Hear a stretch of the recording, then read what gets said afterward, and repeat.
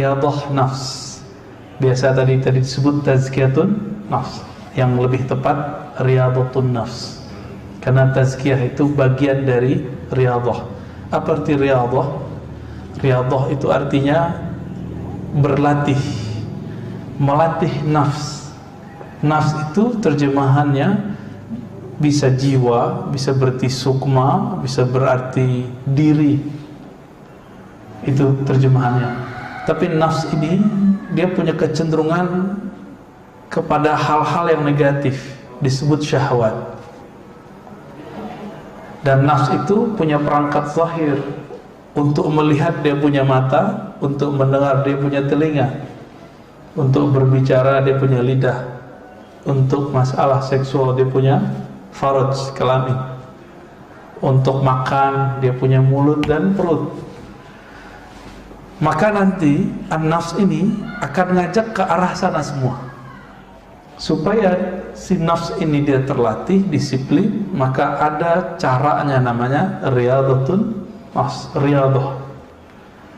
Nah, riyadhah itu kalau bahasa Arab menunjukkan makna sesuatu yang dilakukan berulang-ulang sehingga disiplin.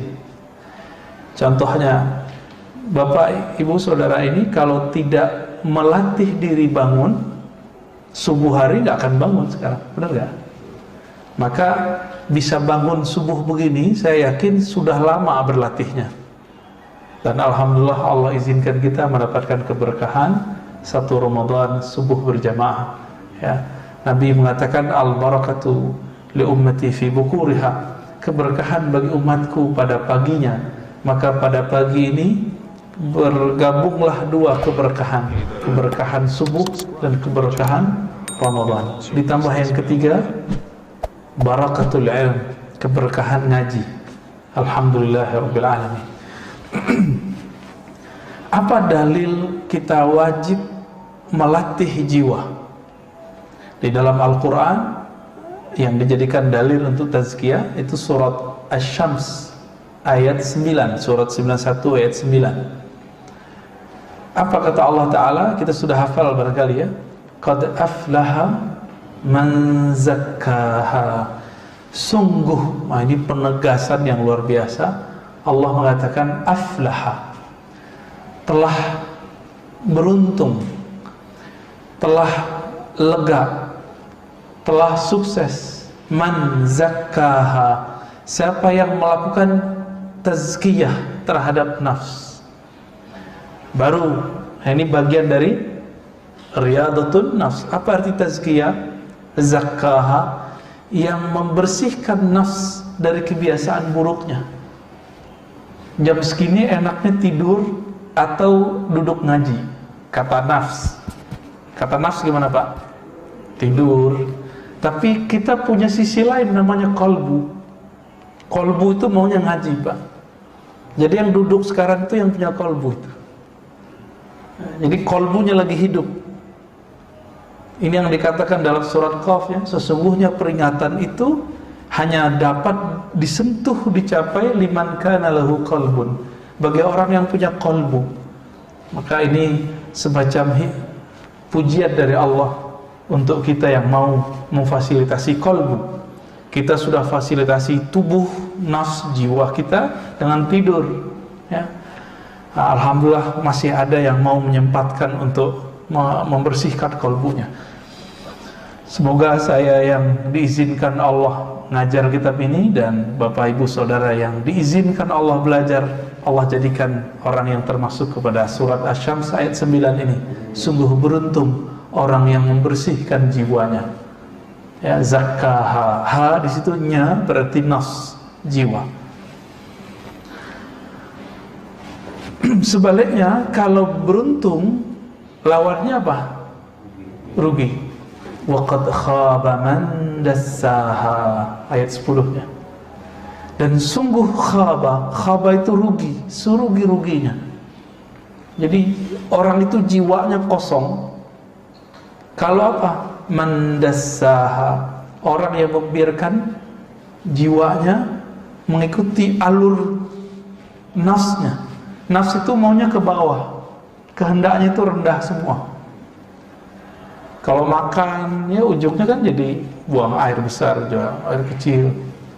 Semuanya rendah. Sedangkan kolbu maunya kita naik. Oleh karena itu, menurut Bapak Ibu semua, wajib nggak membersihkan diri, melatih jiwa, atau sunat? Wajib.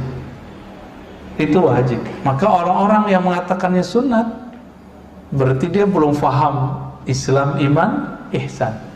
Sholat itu wajib. Tapi sebelum sholat kita ngapain? Wudu. Wudu itu kan membersihkan fisik. Tapi adakah kita yang membersihkan badan dan dia juga membersihkan jiwanya saat dia berwudu? Jika itu terlaksana, maka khusyuk langkah pertama itu sudah tercapai.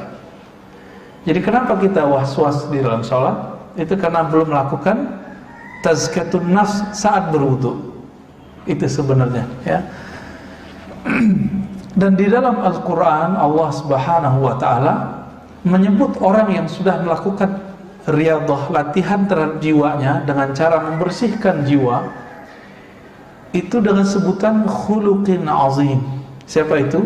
Nabiuna Muhammad sallallahu alaihi wasallam. Maka dalam surat Al-Qalam ayat 4, ya, surat 68, Allah berfirman, "Wa innaka la'ala khuluqin azim."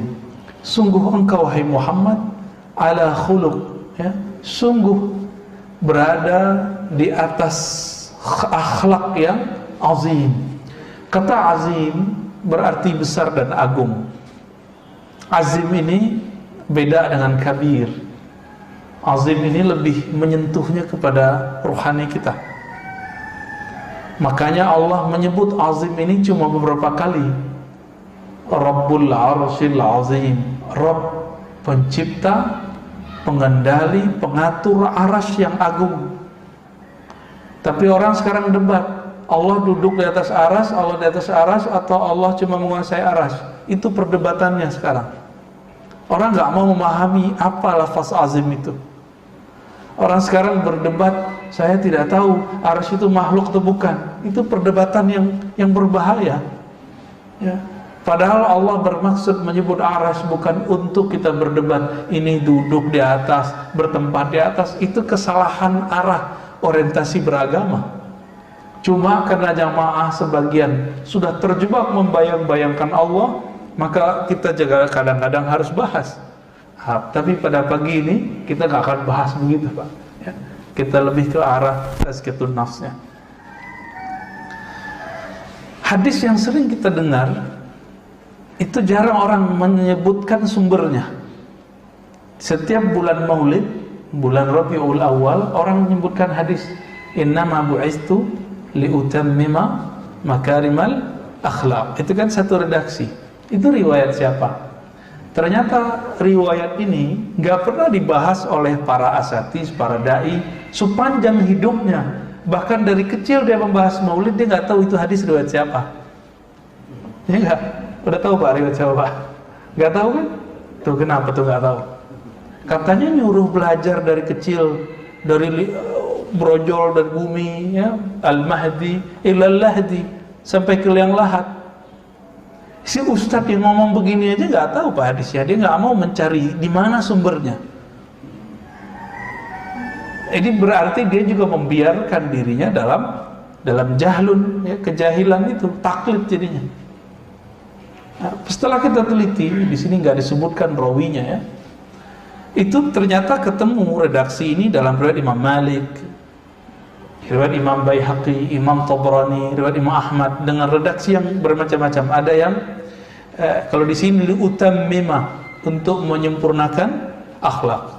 Ada yang lafaznya yang lain, ya, usliha, atau lafaz sejenisnya mahasinal akhlak, ya. Maka agama itu, goalnya beragama itu akhlak yang azim tadi.